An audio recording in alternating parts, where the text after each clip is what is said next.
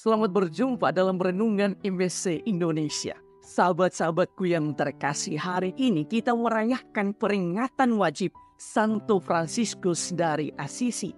Di dalam kisah pertobatannya saat itu di hadapan Uskup Monsignor Guido, kedua orang tuanya dan masyarakat Assisi, Santo Fransiskus secara radikal menyatakan pertobatan dan menyerahkan kebebasannya.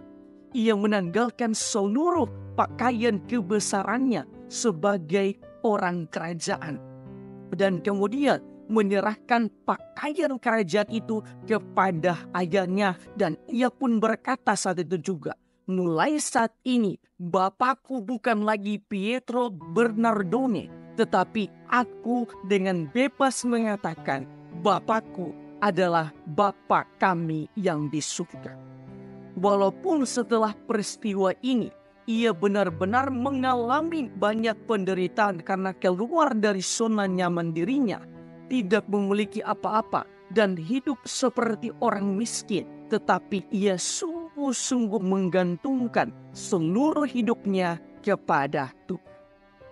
Santo Fransiskus sungguh-sungguh mempraktikkan apa yang dikatakan oleh Yesus di dalam bacaan Injil hari ini.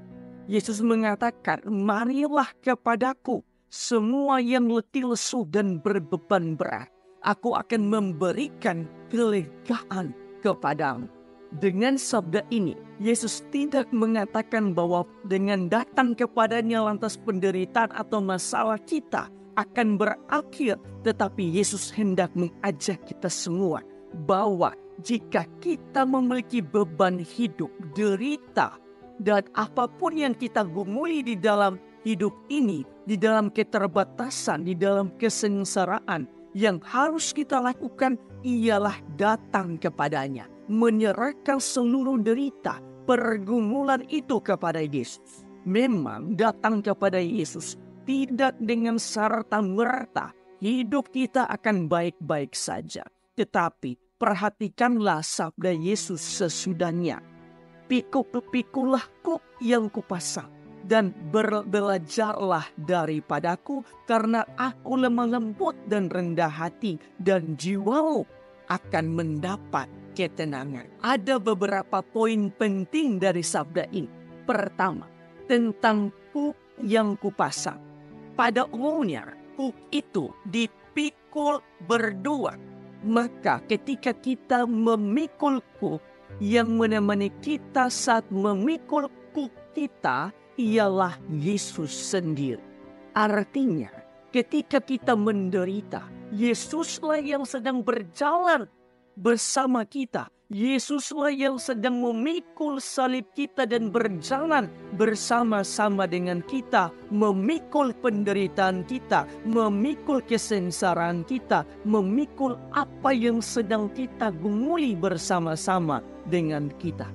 Kedua, belajarlah daripadaku. Sabda ini harusnya mengingatkan kita akan penderitaan Yesus. Bagaimana Yesus memikul salibnya dengan penuh kesabaran dan cinta kasih. Karena itu, ketika kita sedang memikul salib penderitaan kita, kita pun harus belajar dari Yesus. Belajar memikul salib dengan penuh kesabaran dan cinta kasih. Ingatlah bahwa salib yang kita pikul tidak seberat salib yang dipikul oleh Yesus. Karena itu tidak heran Yesus mengingatkan kita dengan mengatakan, belajarlah daripadaku.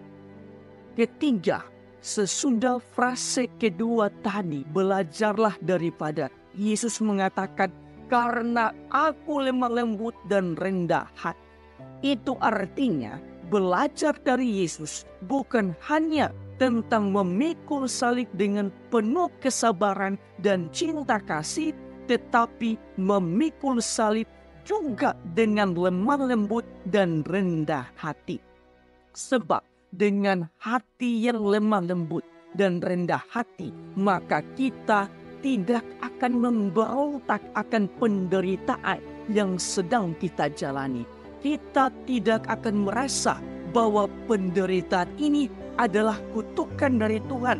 Penderitaan ini adalah hukuman dari Tuhan. Tetapi ini adalah batu loncatan agar kita menjadi kuat. Selain itu, kita pun tidak akan memiliki perasaan benci dan niat untuk membalas dendam kepada siapa saja yang membuat kita menderita.